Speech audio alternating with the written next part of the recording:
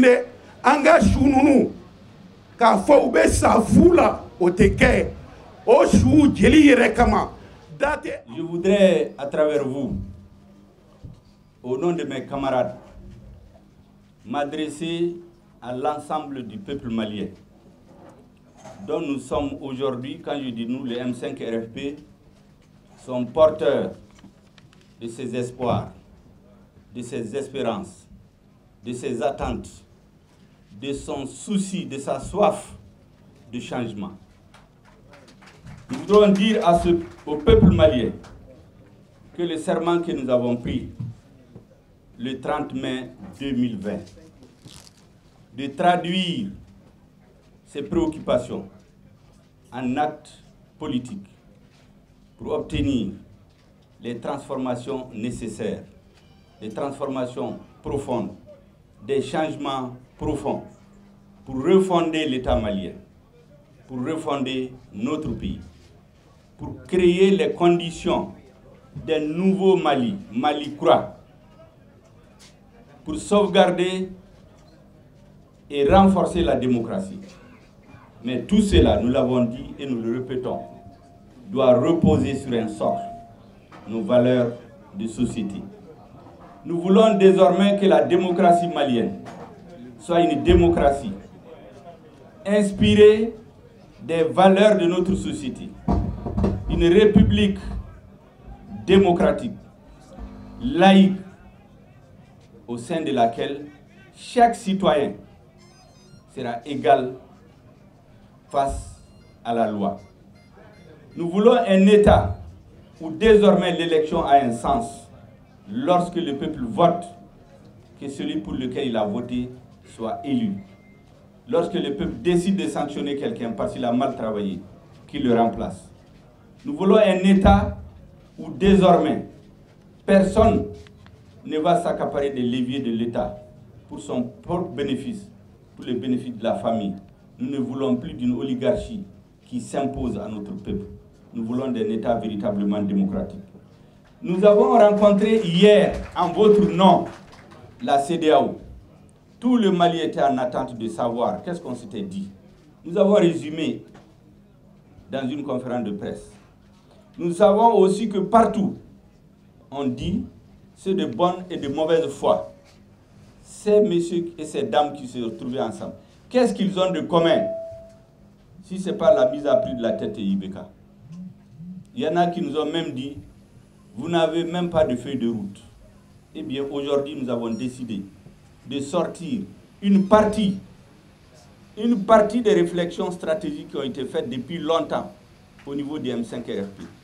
Pour dire aux Maliens, pour dire à nos amis, pour dire à ceux qui nous observent que le M5 RFP est un véritable mouvement qui a une vision stratégique de ce qui doit venir du Mali, qui a une grande capacité de discernement par rapport aux difficultés que notre pays a, qui a une grande lucidité pour avoir une claire conscience des difficultés qui nous attendent, même si Ibeka quitte demain.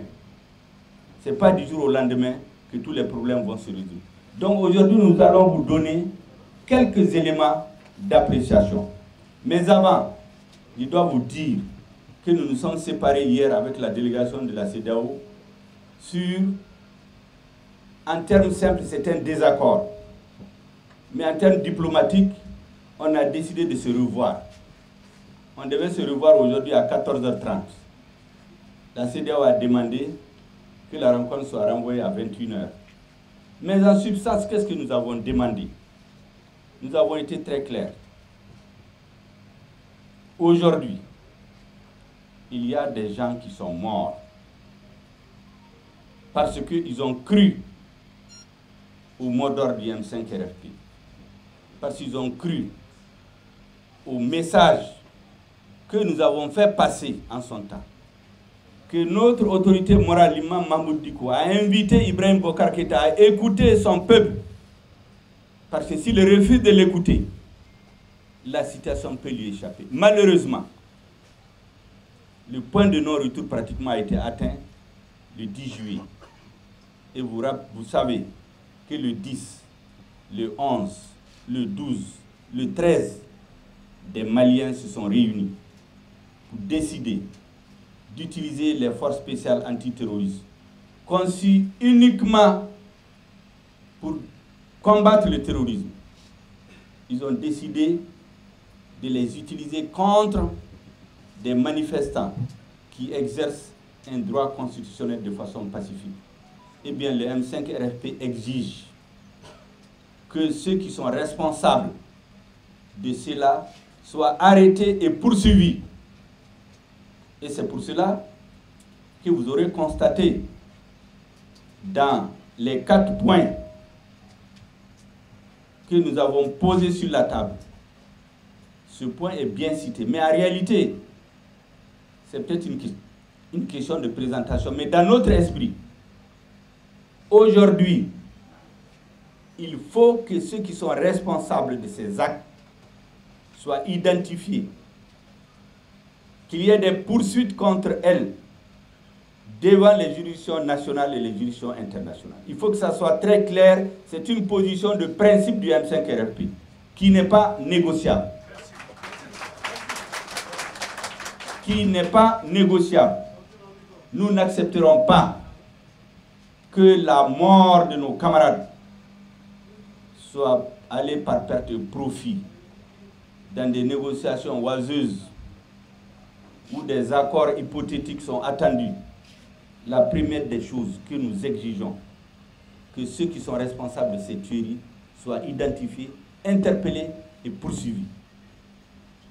Nous savons aussi qu'en plus des tueries, il y a eu des actes de torture. Ceux qui sont responsables de ça aussi doivent être identifiés, poursuivis, parce que c'est contre ce qu'il y a dans notre Constitution. Nous avons dit dans les débats à la CEDEAO que la ligne rouge de la CEDEAO qui nous a été dite, c'est que la CEDEAO ne peut pas demander à un président démocratiquement élu, ne peut pas demander sa démission. Nous leur avons dit que ce n'est pas la première fois qu'au Mali un président démissionne, que dans d'autres pays, des présidents démissionnent. La démission du président n'est pas anticonstitutionnelle. Deuxièmement, la demande de démission du M5 RFP n'est pas venue de nulle part. Le document qui va être présenté va être suffisamment explicite. C'est des choses qu'on a dites et redites, on les répétera toujours. Que parce que nous considérons que celui qui est à la tête du pays a d'abord trahi ses engagements vis-à-vis du peuple malien, vis-à-vis de la CEDEAO elle-même. Et nous avons rappelé que lorsqu'Ibrahim Boubacar Keïta s'installait à la tête de l'État, le Mali était dans une situation où c'est grâce à la CEDEAO et la communauté internationale que le bateau n'a pas tangué. Et le bateau a tangué, mais il n'a pas coulé. Parce que la CEDEAO a tenu la main du Mali dans la tourmente. Et nous avons rappelé à la CEDEAO, à la délégation de la CEDEAO, que la CEDEAO est née au Mali, à Bamako. Le Mali considère la CEDEAO comme son fils, qui a grandi de 1975 à 2012. Il était devenu majeur. C'est ce fils-là qui a tenu la main de son père qui était dans la tourmente. Et il a sorti de cette tourmente-là.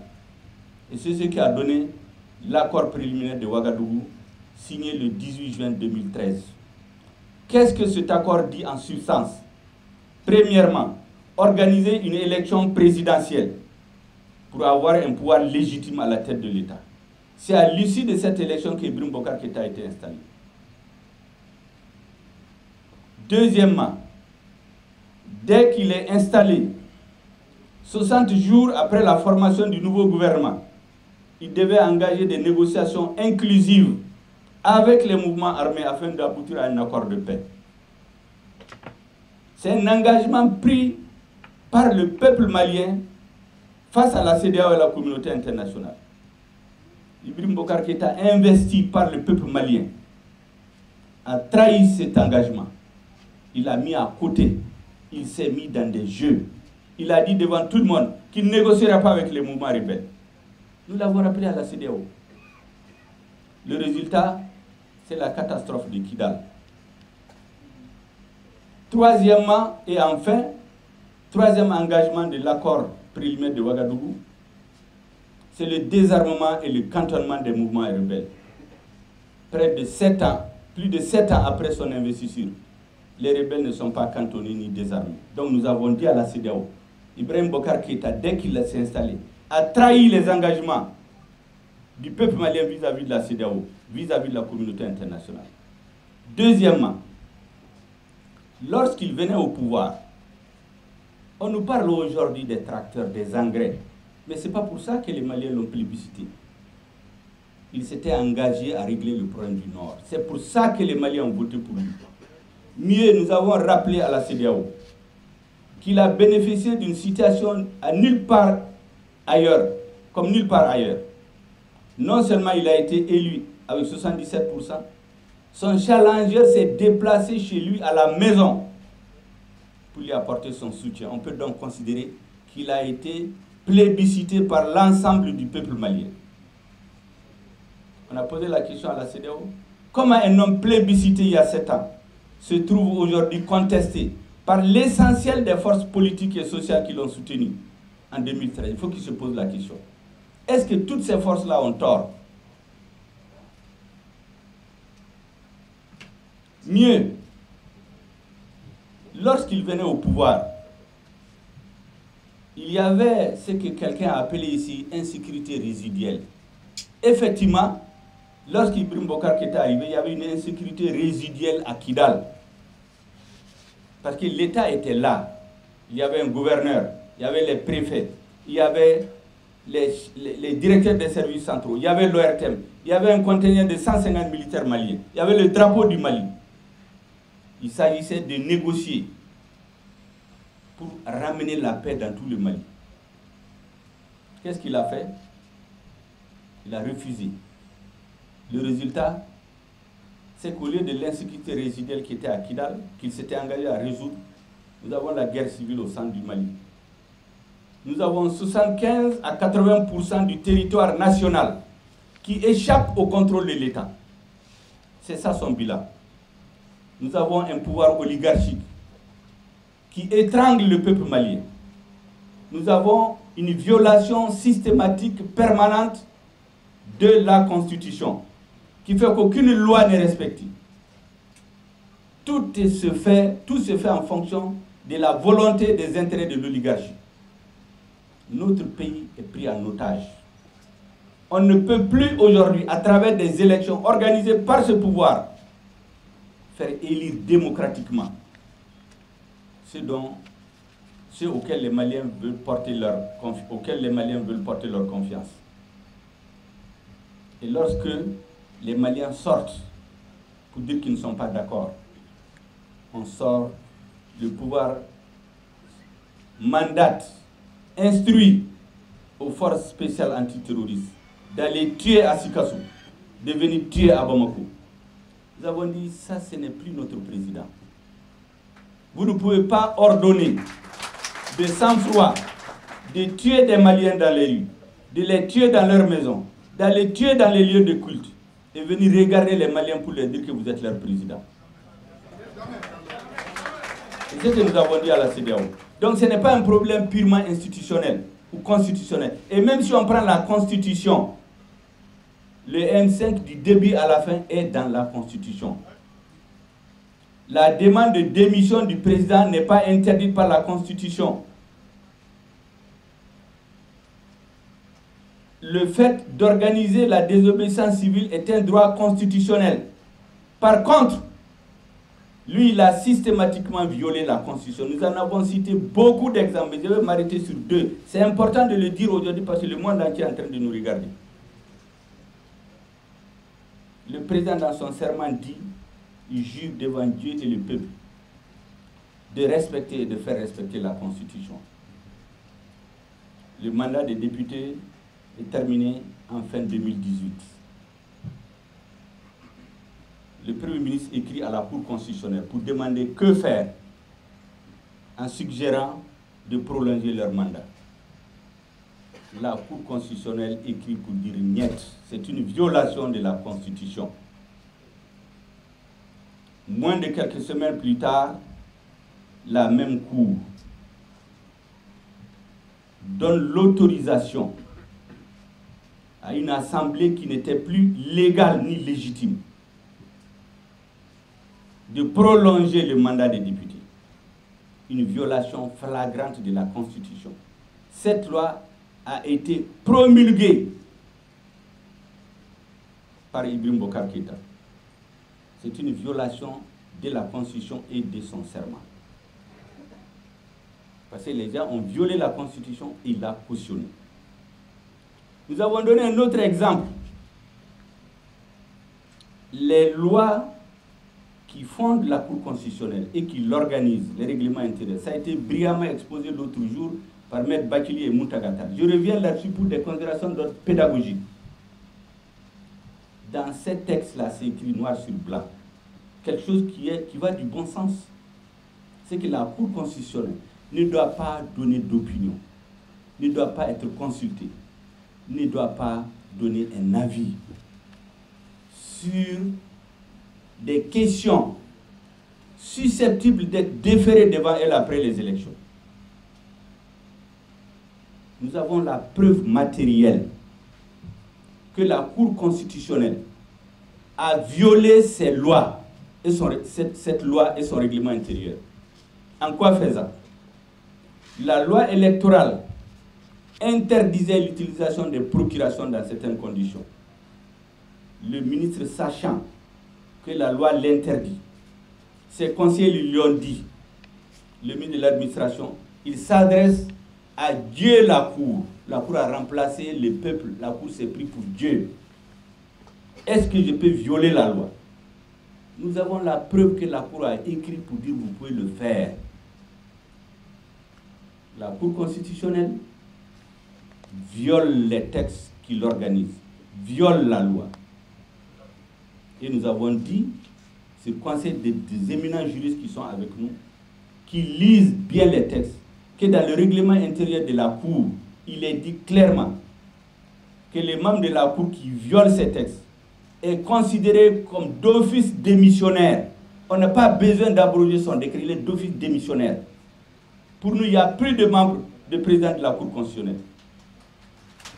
Ibrahim Boubacar Keïta a laissé celle-là officier jusqu'à ce qu'il y ait des morts. C'est après qu'il y a des morts qu'il vient dire qu'il a abrogé un décret qui était automatiquement abrogé depuis 2 ans.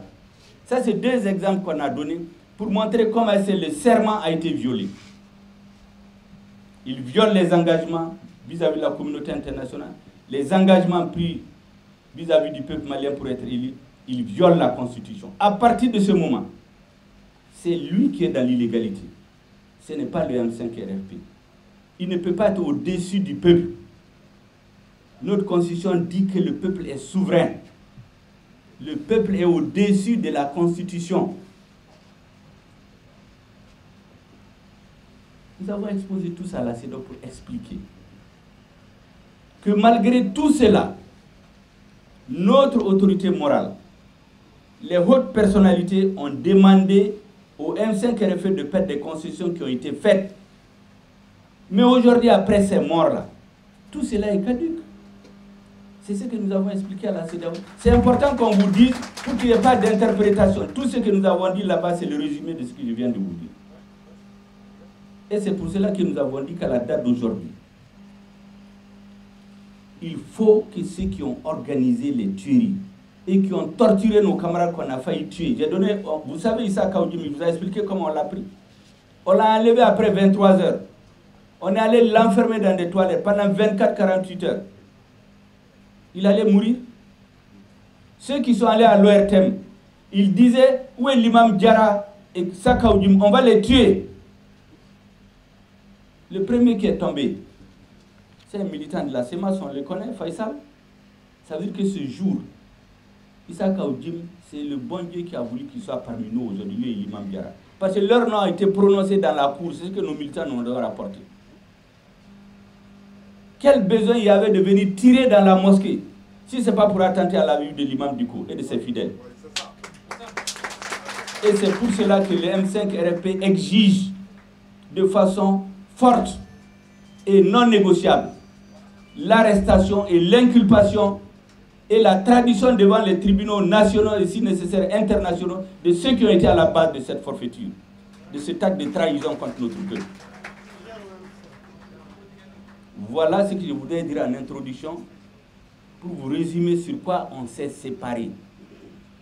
Et nous avons dit à la CEDEAO que nous ne souhaiterions pas que le peuple malien, à l'issue de tout ce processus, ait le sentiment que la CEDEAO a comme seul objectif de maintenir un président au pouvoir contre son peuple.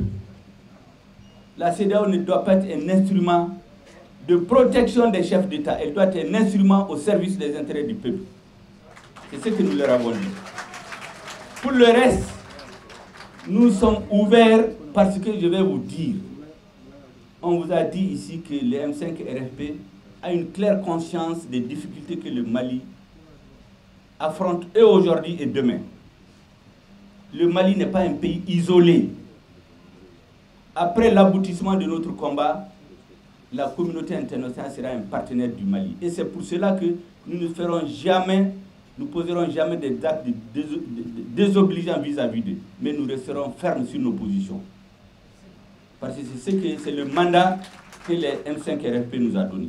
Voilà ce que je voudrais vous dire en introduction pour camper les sujets. Parce qu'il y a trop de choses qui se disent. Qu'il y a des divergences entre nous, on est divisés. Il n'y a aucune divergence entre nous. On est unis comme un roc aujourd'hui, plus qu'hier. Le sang de ceux qui sont morts nous a cimentés, nous a unis. Et nous n'avons pas le droit aujourd'hui de faillir. Ce serait une trahison vis-à-vis de la mémoire de ceux qui sont morts. Et c'est pourquoi nous avons juré de rester ensemble jusqu'au bout. Merci bien. Responsabilité face aux maux qui menacent aujourd'hui l'existence même du Mali en tant qu'État républicain et démocratique. Tout dialogue est infructueux ou quasiment impossible avec lui, en ce qu'il s'est inscrit dans son refus du dialogue, le non-respect des engagements, la non-application des résolutions et accords issus des concertations et négociations, comme la conférence d'entente nationale, le dialogue national inclusif et le dialogue avec l'opposition politique. Des millions de Maliennes et de Maliens de tout âge et de toute obédience ont porté cette revendication du M5 RFP sur l'ensemble du territoire national et dans la diaspora à travers des rassemblements populaires, historiques et des actions légales, légitimes et pacifiques en application de l'article 121 de la Constitution. Ainsi, le M5 RFP tient M. Ibrahim Boubacar Keïta responsable des faits graves ci-après. 1. Dégradation persistante de la situation sécuritaire constituant une menace sérieuse sur l'existence même du pays. Insécurité permanente et quasi généralisée. Attaques meurtrières récurrentes avec son lot de morts, de blessés, de réfugiés et de déplacés. Violation grave et récurrente de la Constitution et de la loi constituant une menace sur la forme républicaine de l'État. Violation du serment prescrit à l'article 37 de la Constitution. Violation du principe de séparation des pouvoirs. Immixtion dans les procédures judiciaires. Instrumentalisation de la Cour constitutionnelle. Délégitimation des institutions de la République. 3. Violation grave et persistante des droits de l'homme et des libertés individuelles et collectives. Disparition forcée des journalistes, des leaders politiques, arrestation arbitraire et incarcération avec torture des responsables et manifestants du M5 RFP en violation de leurs droits et libertés et en méconnaissance de toutes les règles de procédure légale. Les répressions sanglantes ayant causé au moins 23 morts à ce jour et des dizaines de blessés graves par des forces spéciales antiterroristes forçates, usant d'armements de guerre et de balles réelles contre des manifestants pacifiques à main nue. Dans les rues, les sièges des organisations politiques, les domiciles privés et même dans les lieux de culte. Quatrièmement, abandon de l'exercice de la souveraineté aux mains de groupes armés et abandon des populations à leur triste sort sur une grande partie du territoire national. Fraude électorale ne permettant plus aux élections de jouer leur rôle régulateur, notamment lors du scrutin présidentiel de 2018 et des élections législatives de 2020. 6. Menace sur la cohésion nationale, tolérance, voire complicité avec des milices intercommunautaires sur fond d'assassinats en masse et de destruction de villages entiers. Toute cette situation s'explique par les pratiques de mauvaise gouvernance caractérisées de M. Ibrahim Boubacar Keïta. Corruption systématique et impunité érigée en système de gestion gouvernementale. Instauration d'une oligarchie par l'immixtion flagrante d'intérêts privés dans la gestion des affaires publiques. Détournement massif de fonds publics, notamment ceux alloués à des secteurs stratégiques comme la défense, la sécurité, l'agriculture, l'éducation, la santé et les infrastructures.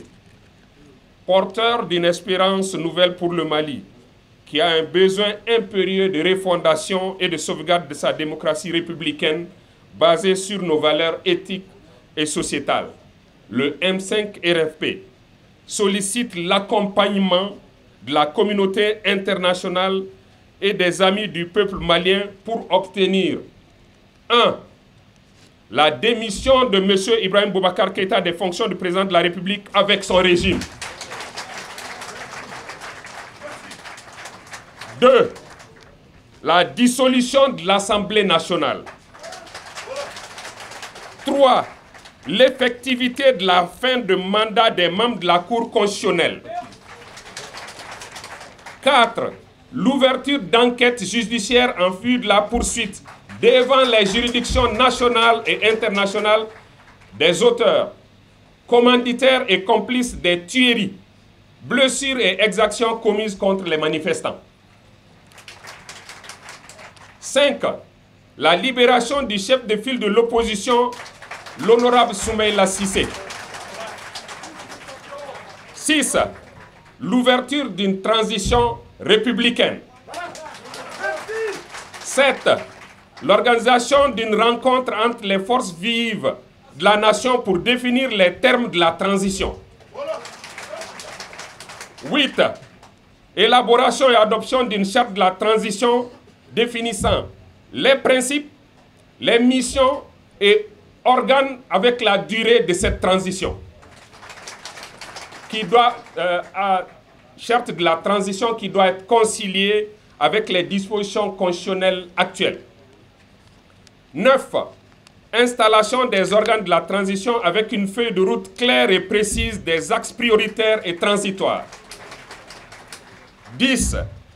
Tenue de concertation nationale souveraine avec toutes les forces sociales et politiques, les organisations de la société civile, de l'intérieur et de la diaspora, les partis et regroupements politiques, les forces syndicales, les autorités religieuses et coutumières, les forces de défense et de sécurité, les groupes armés signataires de l'accord issu du processus d'Alger et toutes les parties intéressées au processus de paix et de réconciliation, en vue de faire l'état de la nation et réussir le processus de refondation de l'État. 11.